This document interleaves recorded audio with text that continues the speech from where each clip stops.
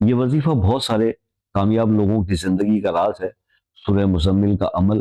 کامیابی کے لیے، تو یہ آج ہم ڈسکس کریں گے۔ تو اس میں صرف یہ ہے سر کہ زندگی کا اس کو حصہ بنا لیں۔ اگر آپ بھی دین اور دنیا دونوں میں کامیاب ہونا چاہتے ہیں